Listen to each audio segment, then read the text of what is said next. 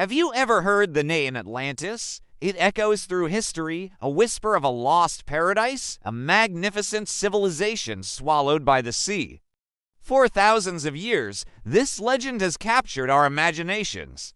Was it a real place, a cautionary tale, or something else entirely? Today, we're diving deep, plumbing the depths of myth and science to uncover the truth behind the lost city of Atlantis. Our story begins not with a sunken ruin, but with a philosopher in ancient Athens. Around 360 BC, Plato wrote about a powerful and advanced island nation in his dialogues, the Timaeus and Critias. According to his account, Atlantis was an archipelago, a confederation of islands located beyond the Pillars of Hercules, what we now call the Strait of Gibraltar, the gateway to the Atlantic Ocean. Plato described Atlantis in incredible detail.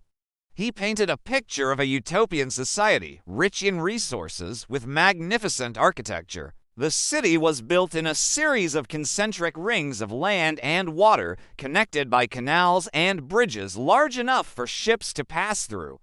At its center stood a grand temple dedicated to Poseidon, the Greek god of the sea, clad in silver and gold.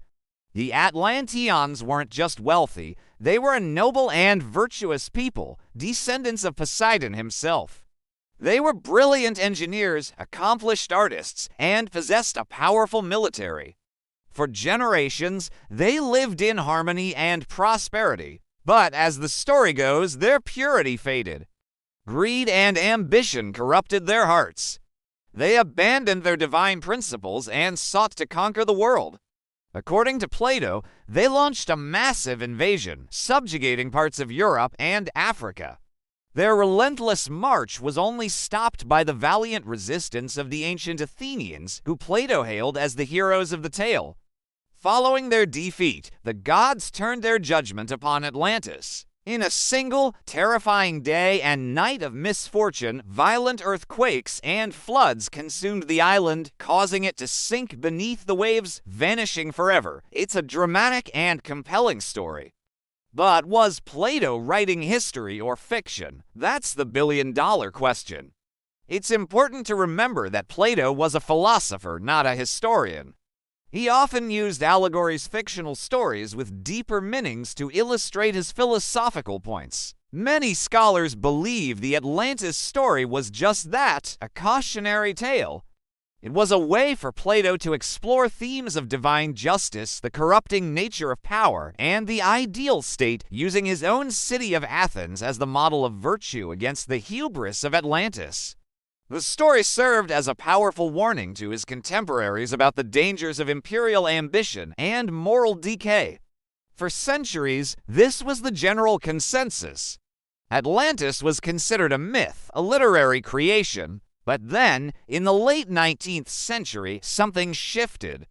An American writer and congressman named Ignatius Donnelly published a book called Atlantis, the Antediluvian World. Donnelly argued passionately that Plato's account was literal history. He proposed that Atlantis was a real, highly advanced civilization, the mother culture from which all other ancient civilizations from the Egyptians to the Mayans drew their knowledge. He linked Atlantis to everything from the Great Flood to the Basque language. Donnelly's book was a sensation. It single-handedly revived the search for Atlantis and transformed it from a philosophical allegory into a quest for a lost continent.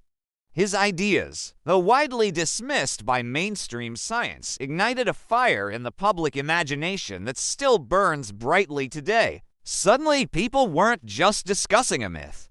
They were looking at maps, scouring ancient texts, and proposing locations for a real sunken kingdom. This kicked off a wave of theories about where Atlantis might be. The search has taken us all over the globe. Some of the most popular theories place it right in the Atlantic Ocean, as Plato's text suggests. The Azores Islands, the Canary Islands, and the Bahamas have all been proposed as remnants of the lost continent. The peculiar underwater rock formation, known as the Bimini Road, off the coast of the Bahamas, is often cited by believers as a potential road or wall from the sunken city, although geologists generally agree it's a natural phenomenon. Another incredibly compelling theory points to the Mediterranean Sea. Around 1600 BC, a colossal volcanic eruption occurred on the island of Thera, now known as Santorini. This was one of the largest volcanic events in human history. The eruption caused the center of the island to collapse, creating a massive caldera, and triggered devastating tsunamis that would have wiped out coastal settlements across the Aegean Sea. The civilization that lived on Thera was the Minoans, a sophisticated Bronze Age culture based on the nearby island of Crete. The Minoans were a powerful maritime civilization with advanced art, architecture, and trade networks. The timing and the nature of their collapse bear a striking resemblance to Plato's account of Atlantis. The catastrophic eruption, the tsunamis, the sudden disappearance of a powerful seafaring culture, the parallels are hard to ignore. Could Plato have heard passed down accounts of the Minoan collapse and used it as the historical basis for his allegorical story? Many archaeologists and historians believe this is the most plausible real-world inspiration for the Atlantis legend. But the search doesn't stop there. Over the years, people have claimed to find Atlantis in some truly unexpected places. From Antarctica, buried under miles of ice, to the deserts of North Africa, where a unique geological structure called the Richet structure, or the Eye of the Sahara, bears a passing resemblance to Plato's description of the concentric city. Others have looked to Spain, Ireland, or even South America. Each theory has its passionate advocates, but none has produced conclusive, undeniable proof. So, where does that leave us? The academic world largely maintains that Atlantis, as described by Plato, never existed. There is no geological evidence of a large continent sinking in the Atlantic Ocean in recent history. The story is best understood as a myth, a vehicle for Plato's philosophical ideas. However, the legacy of Atlantis is very real.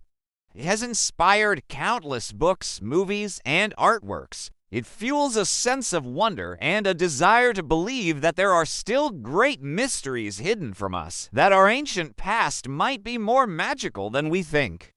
The story of Atlantis tells us more about ourselves than it does about a lost city.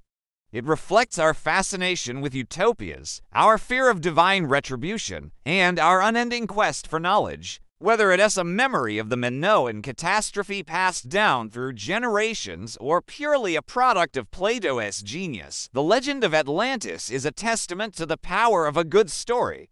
It's a puzzle that keeps us searching, dreaming, and looking just beyond the horizon, wondering what secrets the ocean might still hold.